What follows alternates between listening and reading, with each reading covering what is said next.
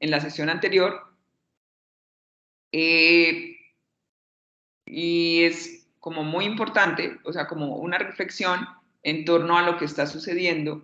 En este caso, un ejemplo es la música, pero no solamente sucede con la música, sino como hay realmente, pongámoslo entre comillas, un robo de identidad, que es uno de los grandes peligros que puede pasar a nivel de tu identidad, o sea, que suplanten la identidad de una persona en Internet, pero asimismo, cómo pueden robar y digitalizar algunas propiedades tuyas para comercializarlas, o así no se comercialicen, cómo pueden producir cosas a partir de la identidad digital de uno.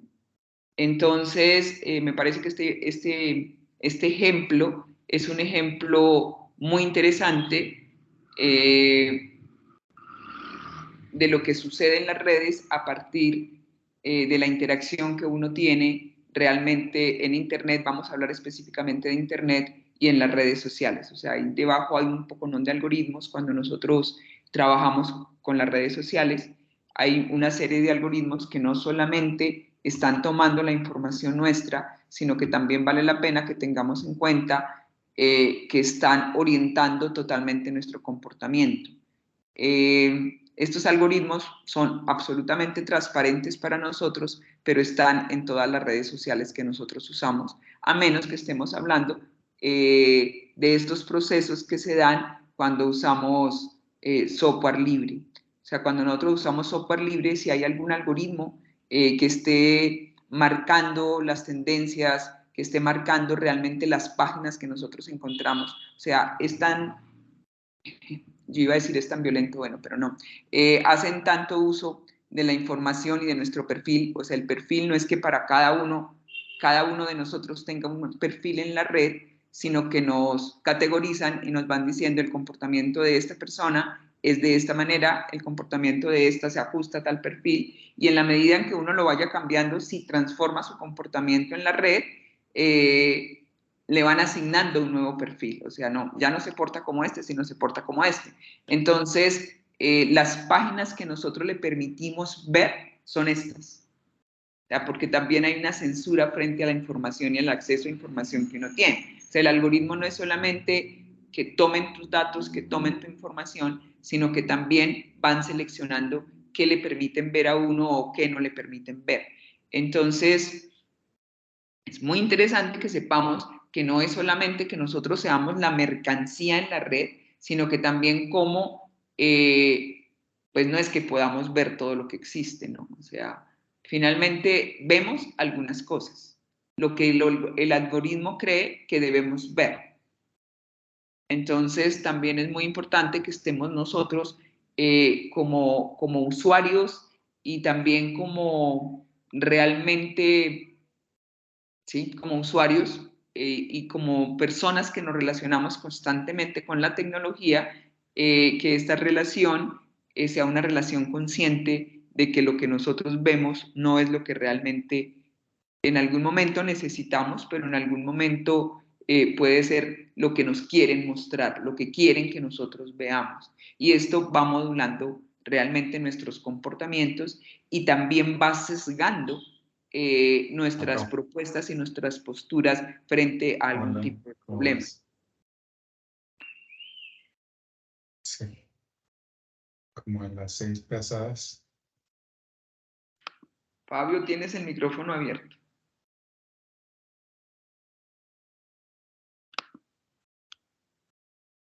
Listo, gracias.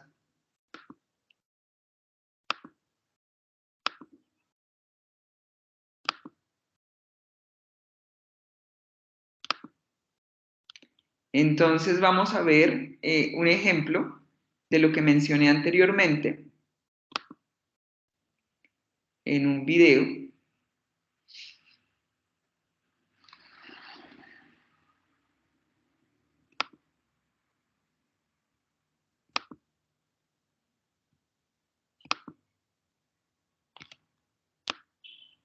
¿Lo están viendo? Sí. Sí, señora. Bueno, listo.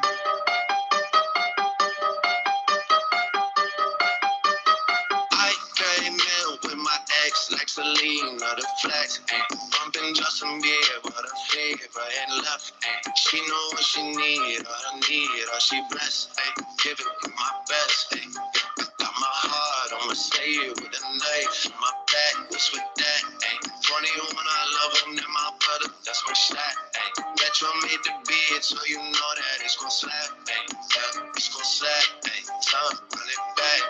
Talking to a diva, yeah, she on my nerves. She think that I need her, kick her to the curb. All I know is you could have had the world, yeah, you on my world. These girls on my neck, got these girls on my track. Like Selena, baby, on my cheetah, baby, yeah. She taking my Lambo to a job, it's on the back door. And she white off the store. My heart on my sleeve with the city on my back, ain't no back. Say she from Toronto, but can't find it on the map. That's on me, I caught her in the past. Talking to a diva, yeah, she on my nerves. She think that I need her, kick her to the curb. All I know is you could have had the world, yeah, you on my. I came in with my ex like Selena, the flex, bumping Justin Bieber, her favorite and left, she know what she need, all she blessed, give it my best, got my heart, I'ma say it with a knife in my back, what's with that, 21, I love him, then my brother, that's my shot, Metro made the beat, so you know that it's gon' slap, yeah, it's gon' slap, time, run it back.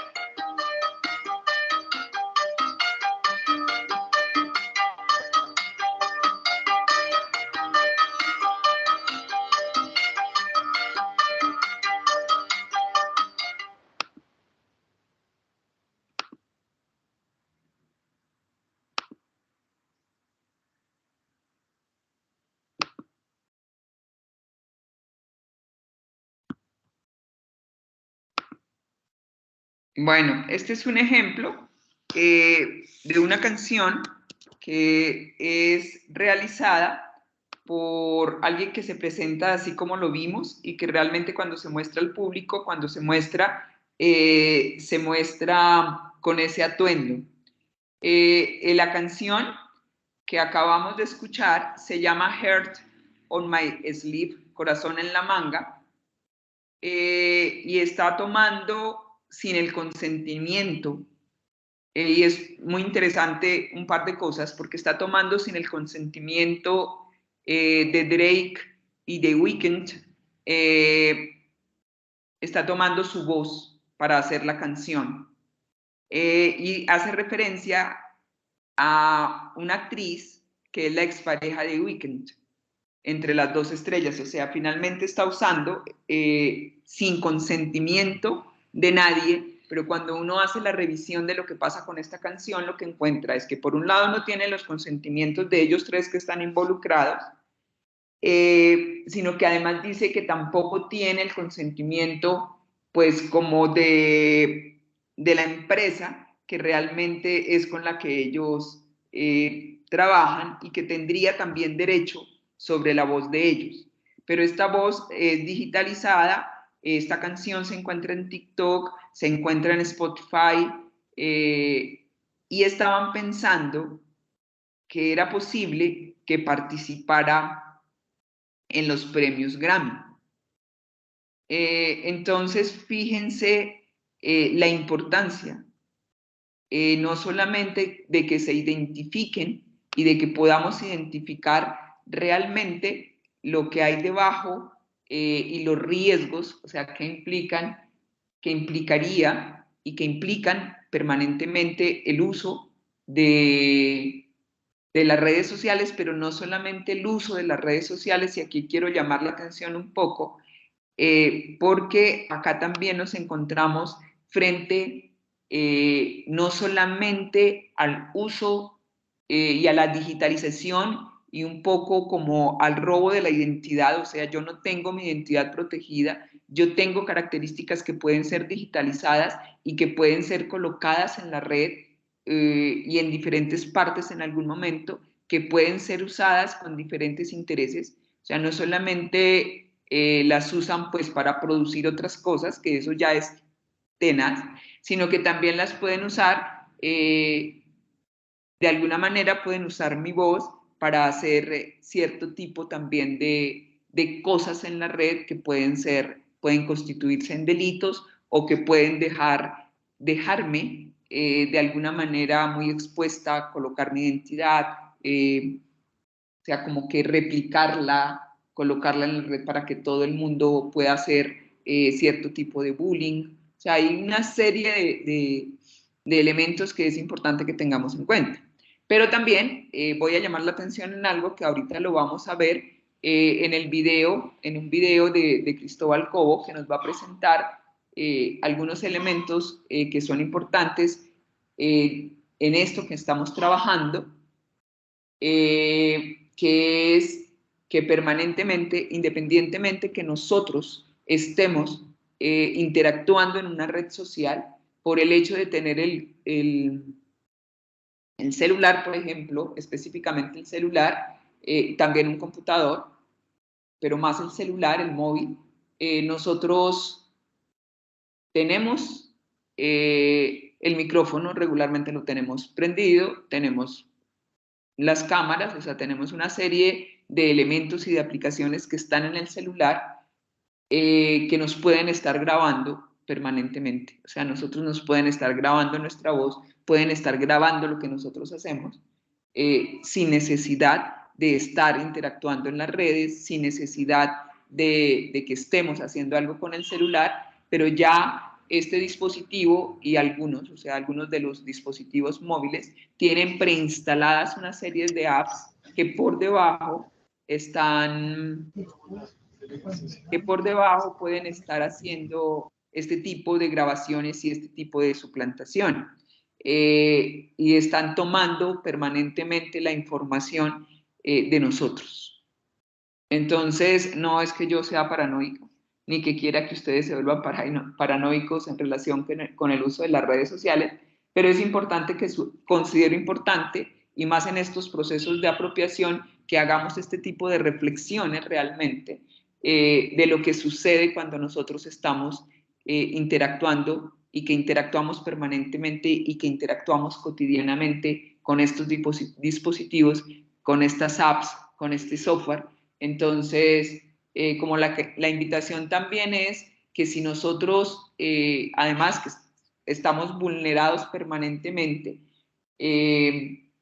por estas situaciones, estamos expuestos realmente a estos riesgos, que intentemos minimizarlos con el uso de otro software, que no usemos, por ejemplo, Google todo el tiempo, sino que también pensemos en la posibilidad de migrar a otros navegadores de software libre, que miremos cómo podemos usar otro tipo de correo que no sea Gmail, a pesar de que la costumbre sea que permanentemente estamos usando específicamente este software, pero estamos siendo muy, muy, muy vulnerables, y que lo tengamos en cuenta. O sea, yo no voy a dejar de usar el celular después de que hable con ustedes, después de que termine esta conversación. Yo lo seguiré usando a pesar de que sé que debajo de esto realmente hay todo un uso de mi identidad, o sea, la privacidad permanentemente está ahí, o sea, está en riesgo. Y pues me gustaría escucharlos frente a esto. ¿Ustedes qué piensan? Yolanda, hola, ¿cómo estás? Y John. Buenos días. Hola. Qué pena, entré un poco tarde, pero ya No lo que alcancé a escuchar, sí, o sea, eso es súper evidente. Por ejemplo, hay cosas que ni siquiera uno busca, pero el teléfono está ahí y habla uno con alguien de un específico tema o de un producto, algo que uno necesita, y empieza a llegar esa información tenazmente, así ni siquiera lo haya buscado. Entonces, esa parte, o sea, completamente es evidente para todo el mundo. Otra cosa, pues es la manipulación de las apps que uno descarga. O sea, yo necesito algo para hacer X situación y descargo algo y ahí me condiciona, o usted o acepta todo lo que ellos le plantean o pues simplemente no puede, entonces me queda denegado porque usted no dio todos los permisos que ellos le exigían, entonces pues no hay una libertad, hay simplemente un condicionamiento a los intereses de ellos y uno está completamente manipulado, eso es lo que me parece. Gracias. Gracias, Yolanda. John, ¿quieres agregar algo? Pues, Yolanda, yo sí quiero agregar algo, porque Pues, no solamente estamos manipulados, sino estamos, además somos totalmente vulnerables. John, te escucho. sí, de hecho, mira, a mí me pasa constantemente y es algo que he venido notando, pues, digamos, uno dice, uy, la magia de la red, pero pues en últimas no es tan la magia de la red. Es decir, que por ejemplo, me pasó hace poco, yo estaba buscando unos vuelos para Punta Cana, creo, algo así. Y no había hecho ninguna búsqueda, ni siquiera, solamente estábamos hablando con mi esposa, ni siquiera por WhatsApp.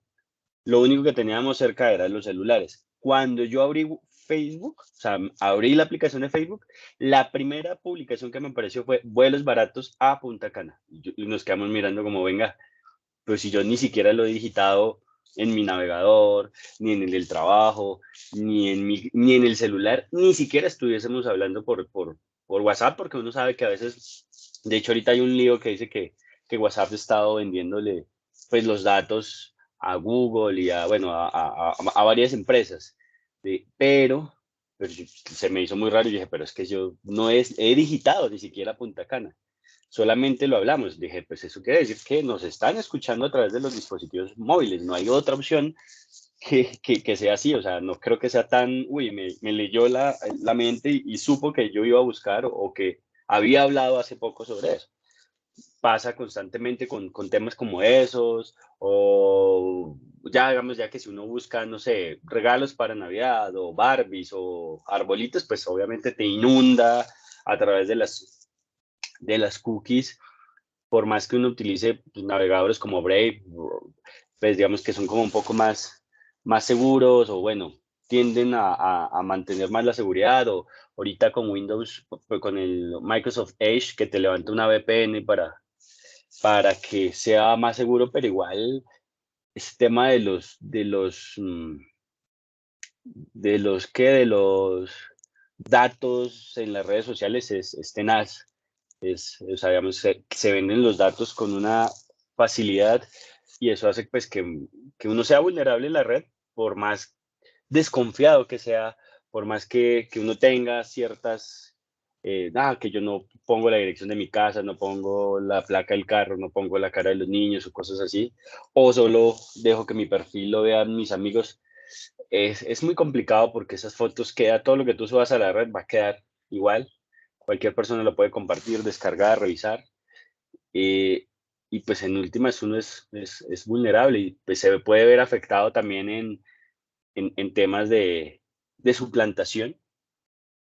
A mí también me pasó suplantación hace poco con Claro, hicieron una compra a nombre mío de, de 2 equipos, de 2 aparatos de videojuegos y pues simplemente me los estaban cobrando y tuve un pleito de 6 meses de desgaste y es tenaz para uno porque pues digamos hasta te quita el sueño, te quita la tranquilidad, el saber que pues que por más seguridad que tú tengas, pues en algo como por tener un servicio de internet, alguien compró algo a mi nombre y pues yo que creía que tenía todo controlado en cuanto a claves y todo eso, pues de la manera más simple, pienso yo, se tomaron los datos y por donde yo pensé que no fuera y simplemente la empresa, en ese caso me decía, no, es que usted tiene que pagar porque es que los compraron a su nombre. Y yo, pero pues, o sea, fue una pelea de 6 meses arduos. Entonces, digamos que eso es las consecuencias del desgaste, pues digamos que a veces no quedan ahí, pero pues sí, uno queda desgastado, queda con más desconfianza y pues se siente, ahí es cuando uno en verdad se siente vulnerable. Listo, John, muchísimas gracias.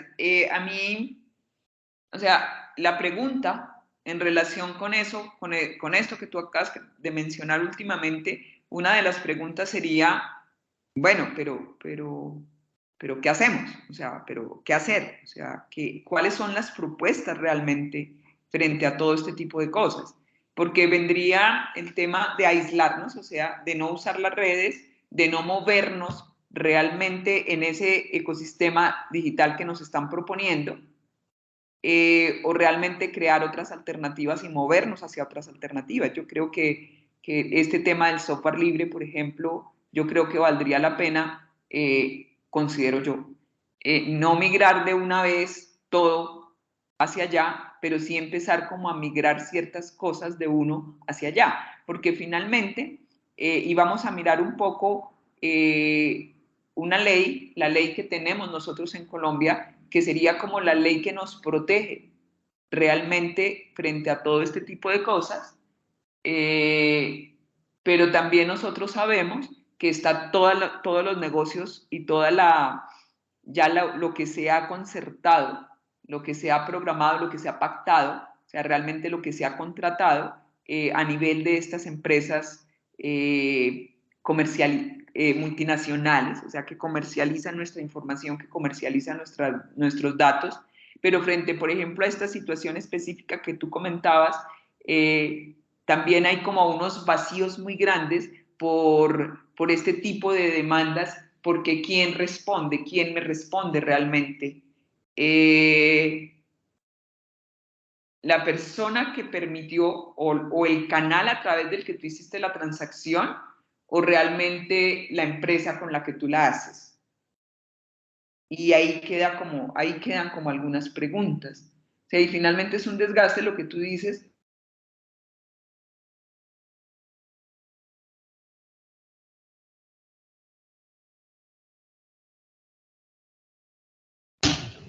Perdí el audio.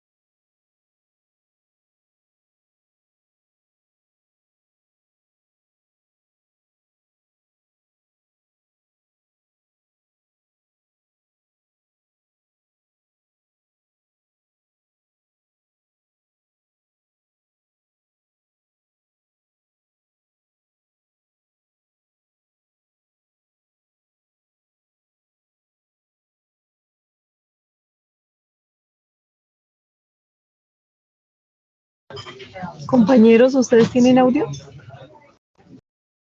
No, no, señora, creo que la perdí. Ay, ok, gracias. Pensé que ha sido solo yo.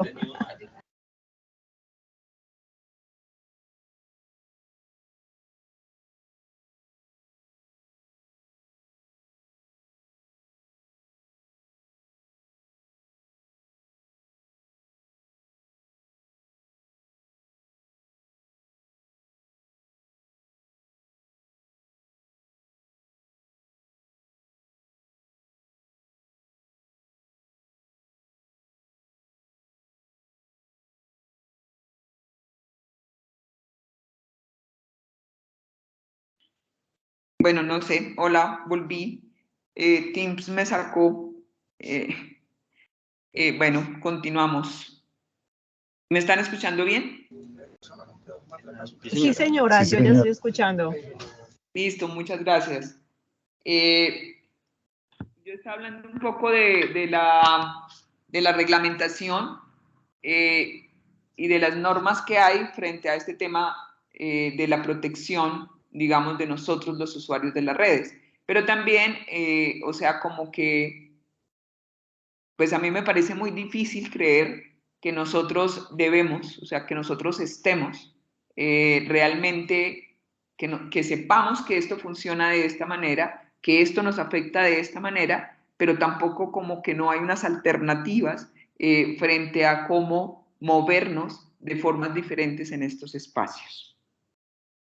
En relación con los derechos que realmente se trabajan y que se considera que se debían trabajar, bueno, hay como hay diferentes clasificaciones, pero todos tienden realmente a que podamos realmente nosotros sentirnos de alguna manera no tan vulnerados, pero también que tengamos, por ejemplo, el derecho que nosotros podemos tener a que realmente tengamos que consentir el uso informado, o sea, que tengamos que para que puedan usar nuestra información, nosotros tengamos que dar un consentimiento, que nos tengan que informar que van a usar nuestros datos y que como que así como cuando uno está haciendo una investigación, le pide a las personas con las que está trabajando que firmen el consentimiento informado, que también este tipo de prácticas se haga como usuarios de las redes sociales y de Internet nuestro. Hay otro derecho que también tiene que ver muy con el uso cotidiano de Internet, y no sé hasta qué punto, pero yo creo que en algún momento todos hemos sido, digamos, vulnerados frente a este derecho, que es el derecho a no ser invadidos por publicidad mientras navegamos en la red. El derecho a que nuestros perfiles, o sea, el perfil donde a nosotros nos clasifican, no sea usado para la producción de publicidad engañosa y de noticias falsas.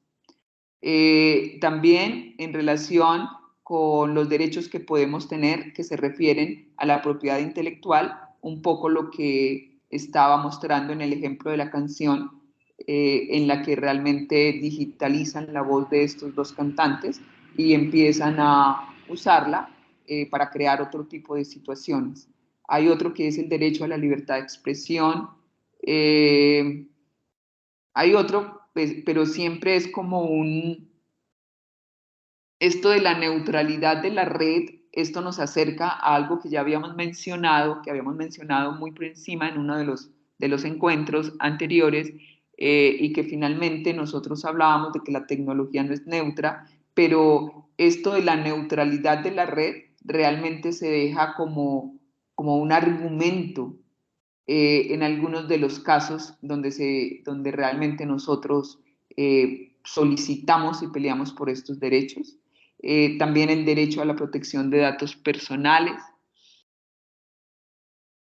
Y también uno que estábamos hablando hace un momento, que es el derecho a que realmente los algoritmos no nos estén construyendo como realmente como jaulas de la información de la información a la que nosotros podemos acceder, realmente posibilitando y generando tal vez una estandarización y una homogenización de la información y del comportamiento de nosotros los que interactuamos en la red y que tenemos estos dispositivos digitales y que los usamos permanentemente.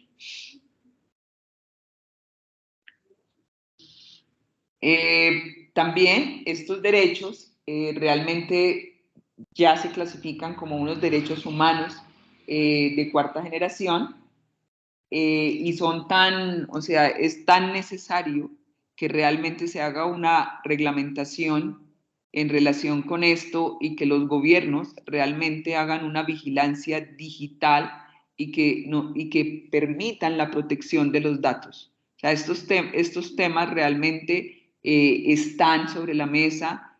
Hay una regulación, como yo les digo, nosotros vamos a mirar dónde nosotros tenemos esta regulación, en qué ley, y realmente si esto funciona o no. Bueno, nosotros tenemos muchas leyes que no funcionan, pero sí se habla entonces que frente a este tipo de actividades se han generado una serie de comunidades que están trabajando por estos derechos, por la no vulnerabilidad de estos derechos, pero también nos encontramos con las cibercomunidades y la mayoría de estas personas también frente a la defensa de estos derechos lo hacen a través de la red. Lo hacen, por ejemplo, a través de Facebook. En Facebook nosotros encontramos muchas cibercomunidades, por ejemplo, feministas. Y finalmente ahí estamos en la misma, digamos, en la misma grilla, estamos en la misma jaula, porque Facebook sabe lo que nos permite hacer, sabe a quién le envía la información, sabe cómo nos movemos. Entonces, estamos usando lo que nos limita y lo que nos está vulnerando los derechos para tratar de crear comunidades que resisten a la vulnerabilidad de estos derechos. Entonces, ahí vale la pena que nosotros también miremos qué es lo que está sucediendo cuando hablamos de estas comunidades como una alternativa frente a esto que está pasando y que pasa permanentemente en las redes. En relación, sigo hablando un poco de los derechos, también hay una clasificación de cuatro aspectos de estos derechos. Uno es el derecho al acceso. O sea, realmente como ciudadanos y como personas de este mundo globalizado y localizado, nos deben garantizar el derecho a estos recursos, derecho al pluralismo, o sea, realmente que nosotros podamos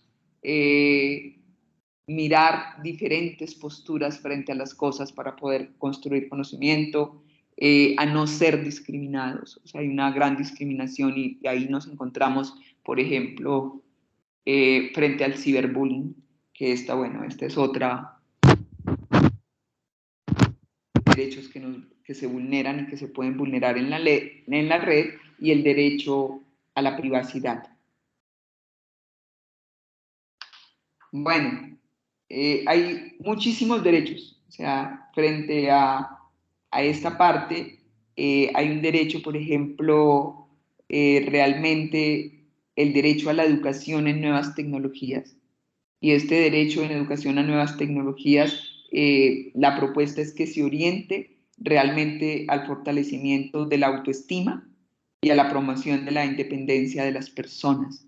Pero finalmente nosotros nos damos cuenta que en los procesos de apropiación y en los procesos realmente formativos y educativos relacionados con las nuevas tecnologías, nuestra preocupación no pasa por estos aspectos que se generan en la red, sino pasan solamente por el acceso a la tecnología y que realmente seamos consumidores, que tengamos acceso, que podamos acceder de algunas maneras a la red sin que pase por estas reflexiones que nosotros hemos hecho. Entonces, ahí involucrados y relacionados con esto que acabo de mencionar, viene el derecho a existir digitalmente, el derecho a la imagen y al prestigio que yo pueda tener en la red, o sea, a la reputación mía en la red. El derecho lo llaman a la estima digital. Este derecho es realmente que nuestra autoestima no se vea menguada, sino que se vea fortalecida con lo que pasa en la red, y ahí nos estaríamos acercando un poco a los likes, o sea, que cuando yo coloco algo, entonces cuánta gente me da un like, que de los likes también ya habíamos conversado. Hablamos del derecho a la libertad de expresión en la red, que tampoco es cierto. O sea, hay cosas que nosotros podemos publicar que van a estar realmente, las ocultan los algoritmos, no nos dejan publicar lo que nosotros queremos. Hay un estudio muy interesante, por ejemplo, de Facebook, del concepto de pobreza que hay en Facebook, y es un concepto de pobreza elaborado realmente, con un criterio social muy fuerte. Es como si la pobreza realmente fuera algo del azar de la vida, que yo soy pobre, pero ni siquiera tú lo encuentras fácilmente en Facebook, a pesar de que hay muchos sitios que lo usan, de que hay muchos estudios que se publican, hay muchas comunidades que también trabajan este tema, pero en la medida en que el algoritmo nos muestra lo que queremos ver, tener acceso, por ejemplo, a este tema, no es fácil. O sea, uno tiene que volverse muy experto en la búsqueda para que pueda tener acceso a este tipo de información. El derecho al olvido, que es un derecho que a mí me llama muchísimo la atención, y es que, y por esto, pues casi de todos estos derechos que he mencionado, encontramos en la literatura que hay cosas que ya han sido demandadas, ¿no? O sea, que hay demandas que se han solucionado, pero hay cosas que realmente uno lo que encuentra son grandes vacíos a nivel de la normatividad. Esto del derecho al olvido no es el derecho a que a mí me olviden, sino es el derecho a que si en algún momento yo tuve algún problema que se filtró en la red por alguna razón, cuando yo lo rectifique, esto no siga apareciendo. O sea, si alguien hace coloca alguna situación íntima mía, que pueda ser quitada de la red, o sea, que yo pueda manejar no solamente lo que yo quiero que aparezca en la red, sino también que alguna situación, hay un ejemplo típico de una demanda en España, y es una persona que había quedado, o sea, que no pudo pagar unos préstamos, entonces apareció en estas bases de datos como, bueno, como deudora, y finalmente paga, pero sigue apareciendo un poco de años después como deudora, como una persona que no cumple con sus obligaciones financieras. A esto hace referencia el derecho al olvido, o sea que cuando las situaciones cambien, también los links que me colocan en ciertos perfiles y en ciertas bases de datos me borren, porque regularmente no pasa.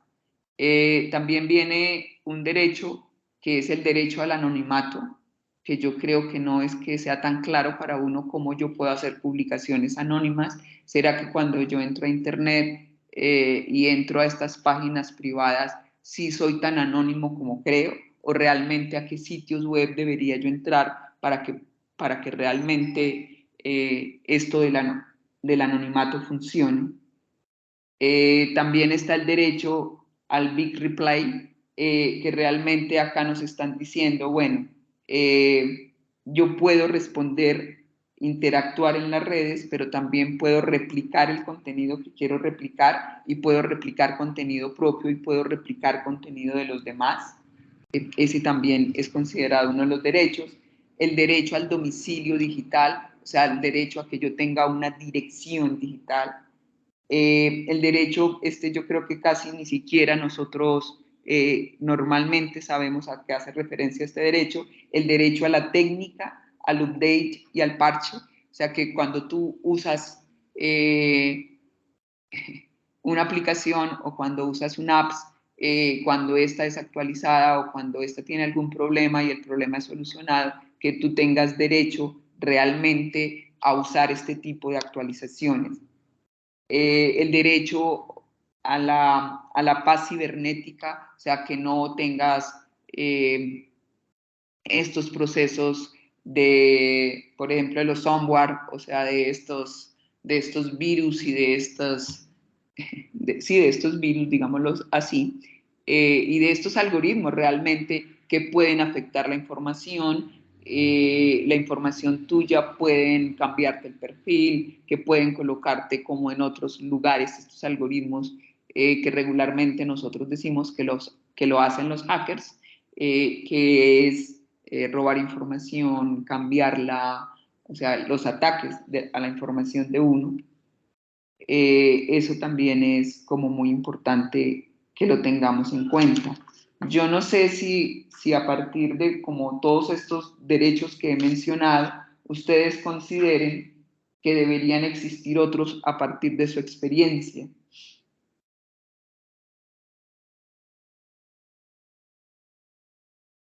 Hola. o ya suficientes a mano de derechos que debemos tener por ser usuarios de la red. Hola. Buenos días, profesor y compañeros. Buenos días, ¿me escuchan? Buenos días.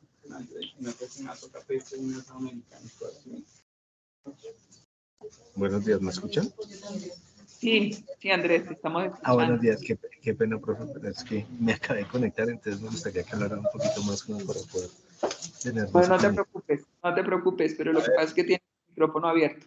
¿Listo? Gracias. Bueno, Yolanda, John, Fabio, muchos derechos tenemos. O A muchos ver, derechos no tenemos. el problema no es de determinar cuántos derechos, si son muchos, si son pocos. Ajá. Yo le voy a comentar más o menos una experiencia que hemos tenido, ¿cierto? Que se nos, después mira, analizándolo, se nos hacía absurda. Normalmente en las instituciones nos exigen que cumplamos las normas, cumplamos nuestros deberes, ¿cierto? Bajo el cumplimiento de las normas. En los primeros años del sindicato, digamos que la lucha, por decirlo de alguna forma, la centramos, ¿cierto? En que así como nos solicitaban que cumpliéramos con una serie de cosas, decíamos, pues ustedes también deben cumplir con la norma, ¿cierto? Y vean, no están cumpliendo en esto, y entonces prácticamente centralizamos nuestra lucha o nuestra actividad, por decirlo de una forma menos conflictiva, ¿cierto? En eso, ¿cierto? En que cumplan, ¿cierto? Lo que esté establecido, ¿cierto? Es decir, ahora, si lo miramos desde otro punto de vista, hay una cantidad de derechos que no se cumplen, que no cumplen, digámoslo así, ni los estados, ni las diferentes organizaciones, ni los conglomerados, digámoslo así, económicos que tienen gran poder. Entonces, digamos que es muy bonito, ¿cierto? Tener derechos, ¿cierto? Pero lo más bonito sería que realmente cumplieran una función. Miremos el caso, por ejemplo, nuestro también en las solicitudes que se hacen a la EPS. Hay, digámoslo así, sentencias que los obligan a cumplir y no cumplen y no pasa nada. Y es muchas veces está en juego el derecho a la vida, que qué más importante que eso. ¿eh? Entonces, digamos, tratar de inventar más derechos, para mí no es el problema, no debe ser, sino mire, ¿sabes? ¿Cómo empezamos, cierto? O cómo logramos pues, que eso se cumpla. Garantizar los derechos. Sí.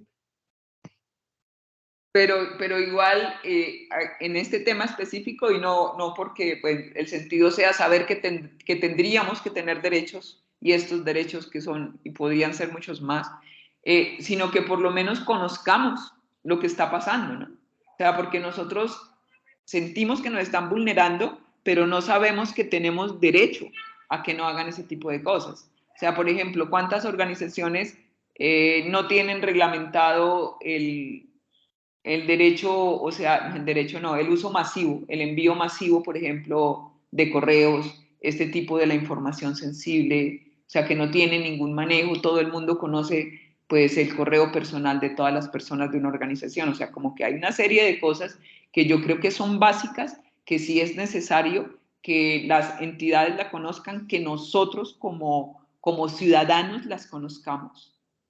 Porque finalmente y empezar a mirar cómo realmente nos volvemos sujetos de derecho a nivel de estos que suceden en el ciberespacio. Pero lo que tú dices es agregarle más derechos a los que no, a los que se vulneran, digámoslo así, en la vida real, como el derecho, el que tú dices a la salud, pero finalmente también a través de estos medios y de esta vulneración de derechos en algunos casos se está corriendo se está poniendo la vida en riesgo, ¿no? O sea, ahí por debajo de la red no todo es, o sea, no todo es tan sencillo, o sea, creo yo, o sea, pasan demasiadas cosas que pueden realmente puede llevarnos a poner en riesgo nuestra vida. Y lo que yo les decía, o sea, yo realmente soy una gran usuaria de todos estos servicios, pero ahí esto es un gran interrogante y es bueno, ¿y yo qué hago para proteger realmente ciertas cosas de mi información y de mi cotidianidad para que no sea tan vulnerada? Yo creo que eso es una pregunta que yo me hago, o sea, realmente cómo me muevo, o sea, para dónde me muevo. ¿Por qué sigo usando software propietario? No uso software solamente. Por eso no se me acaba de llegar. Ah, se acaba de llegar. Andrés, tienes la palabra. Gracias.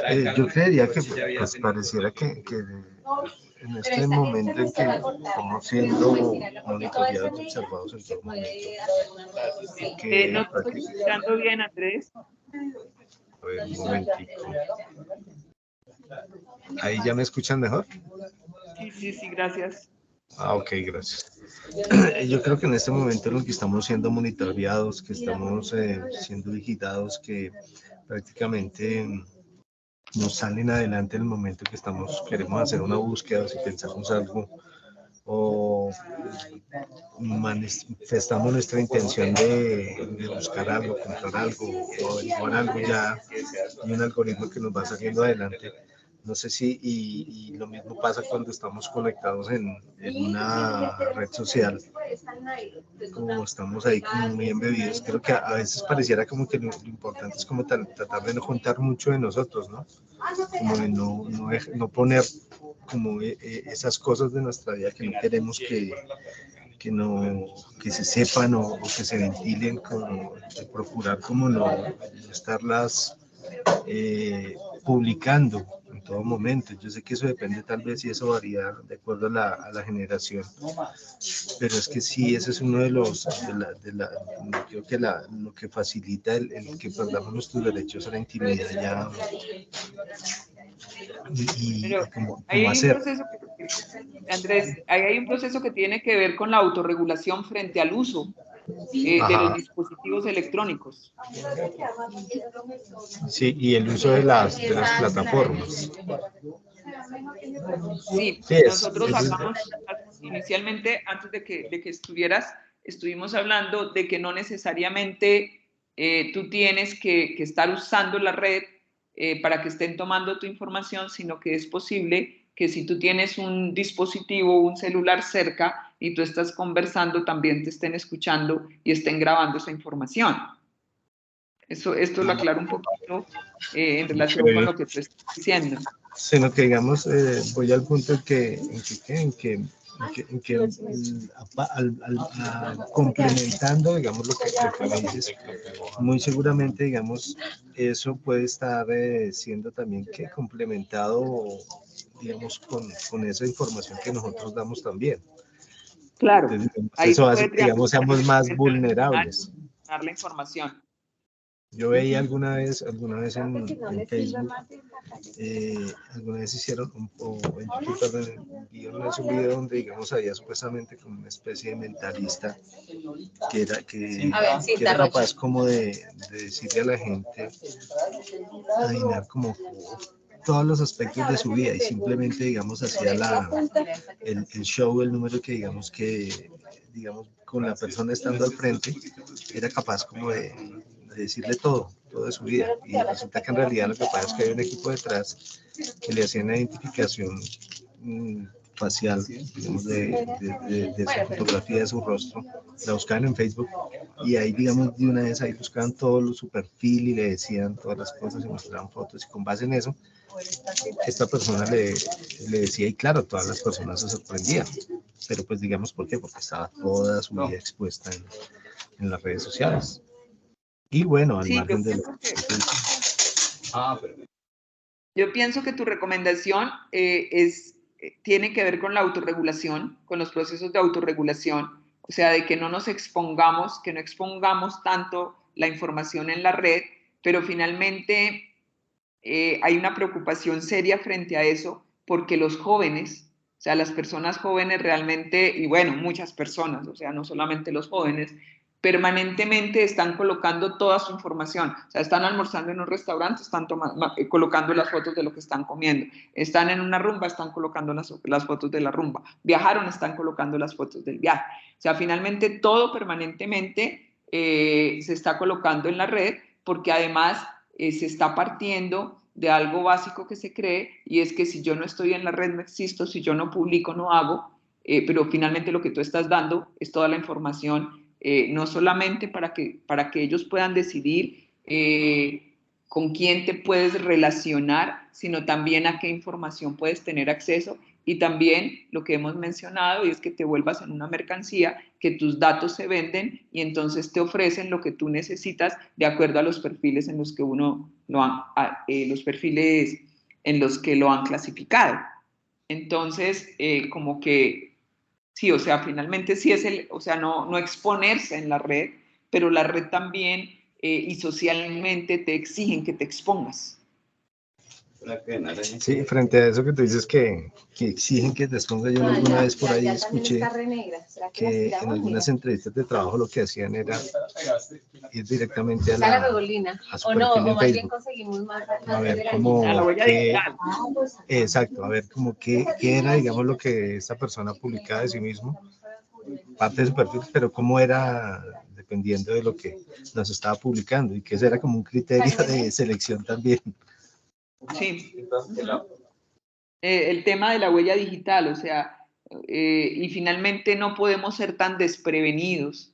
Y también, o sea, lo que yo pienso es que en estos procesos de apropiación, esto que hemos conversado, realmente es importante que las personas que se apropien y que circulen y que transiten por el ciberespacio, y las que nos interesan y las que involucramos de pronto en estos procesos de transformación, realmente sepamos qué es lo que hay detrás de todo este uso masivo y del uso del software y de las aplicaciones que nosotros necesitamos que se usen, por ejemplo, a nivel de las entidades.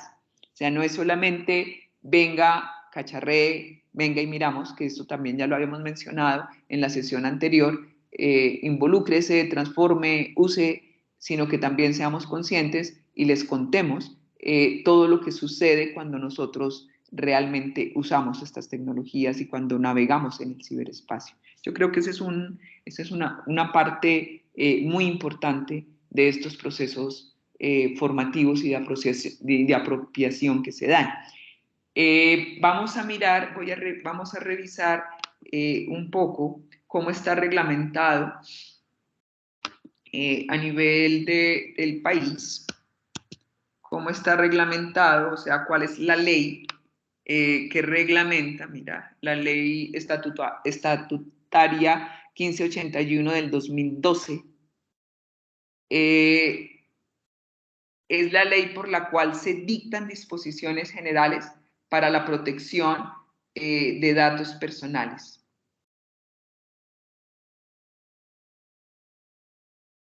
Acá hay unas sentencias que tienen que ver con la protección de datos y nos envían a ver el decreto 255 del 2022. O sea, como que esta es la normativa que hay en torno a estos derechos y esta es la reglamentación que nosotros tenemos como país relacionada con lo que hemos estado conversando, o sea, como con los derechos digitales. Y fíjense que el artículo primero empieza como con el objeto de la ley y dice que esta ley tiene por objeto desarrollar el derecho constitucional que tienen todas las personas a conocer, actualizar y rectificar las informaciones que se hayan recogido sobre ellas en bases de datos o archivos, y los demás derechos, libertades y garantías constitucionales, bueno, a los que se refiere el artículo 15 de la Constitución Política, así como el derecho a la información consagrado en el artículo 20 de la misma. Viene el ámbito de aplicación, o sea, dónde se debe aplicar esta ley, y vienen pues obviamente las exenciones. O sea, finalmente, ¿cuándo se puede usar los datos nuestros realmente como cuando en un proceso penal o cuando en un proceso jurídico, no necesariamente penal, se necesita mi información, entonces cómo se tiene acceso a estas bases de datos, o cuando nosotros hablamos de las protecciones que se necesitan para salvar la vida, entonces ahí como que hay otro tipo de, unas exenciones frente a lo que se está normando, pero viene todo el tema de los consentimientos informados. Acá también viene una definición de lo que es una base de datos, de cuál es la persona que se encarga del tratamiento de él, el responsable del tratamiento, y a qué se le llama tratamiento, que eso también me parece muy importante. Vienen los principios que rigen esto del tratamiento de los datos personales. Y finalmente el tratamiento a que hace referencia esta ley, el principio de libertad, el principio de veracidad o calidad, el principio de transparencia, el principio de acceso y circulación restringida, de seguridad, de confidencialidad. A qué se le considera y está definido que es un dato sensible, cómo se deben tratar los datos sensibles. Hay una parte específica del derecho de los niños, niñas y adolescentes, realmente con esto que, o sea, casi ninguna de estas cosas nosotros conocemos que existen estos derechos que ya están reglamentados, que ya están normados por el gobierno colombiano, y obviamente pues no vamos a mirar la reglamentación, sino solamente quería comentarles que la reglamentación existe, que teóricamente se estarían vulnerando unos derechos cuando usan nuestra información indebidamente o cuando la usan con unos fines sin que nosotros hayamos sido informados. Entonces, esta es la ley 1581 del 2012. Hay una sentencia de la Corte que a mí me parece que es muy interesante, pero mi internet no me la va a dejar ver.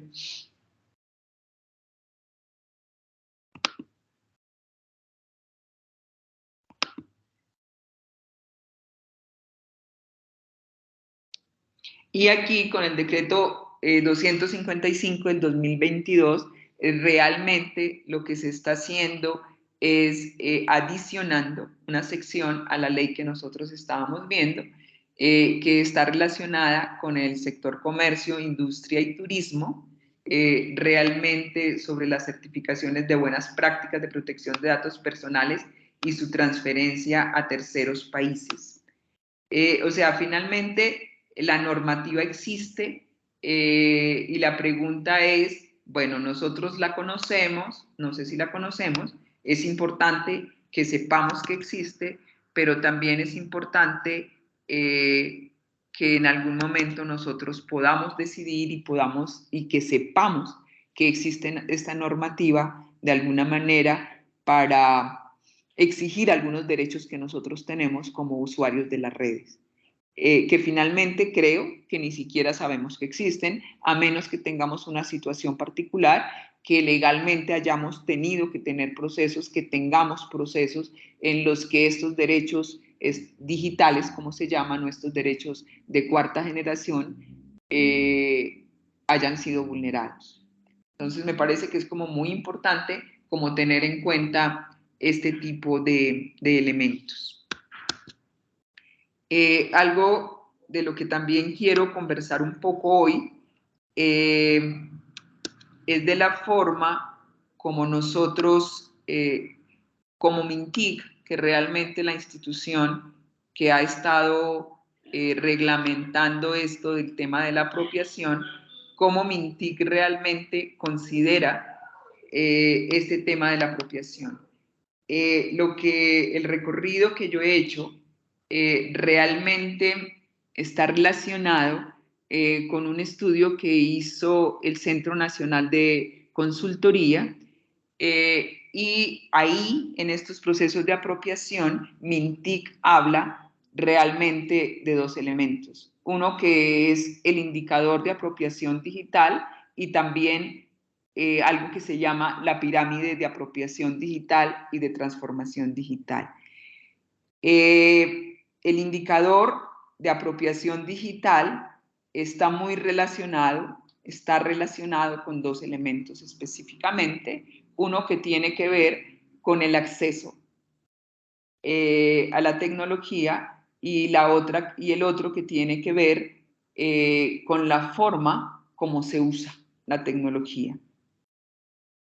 Entonces, fíjense que a pesar de que este indicador de apropiación digital y el discurso de la apropiación digital que se maneja un poco con la reglamentación y con las políticas de apropiación de MINTIC, se queda mucho realmente con el uso, con lo instrumental de la tecnología, pero no se miran los otros elementos. A pesar de que sí se tienen ciertas actividades y este indicador de apropiación digital se mide en diferentes momentos después de que los programas de MINTIC han sido, o sea, como que qué tanto se ha modificado el indicador de apropiación digital en la medida que los ciudadanos hacen cursos, por ejemplo, de Web 3.0, o todos los cursos y toda la propuesta real que tiene MINTIC de los procesos formativos. Entonces, se hacen estudios en los que se miden realmente el acceso, los usos y también hay un elemento que es como lo usaría. La intención que yo tengo frente al uso de estas tecnologías o de estos recursos. Esto de la intención, esta es una variable que la consideran una variable innovadora que aporta frente al indicador porque es como el imaginario que se está constituyendo, que se está instituyendo cuando yo me relaciono con estos procesos tecnológicos.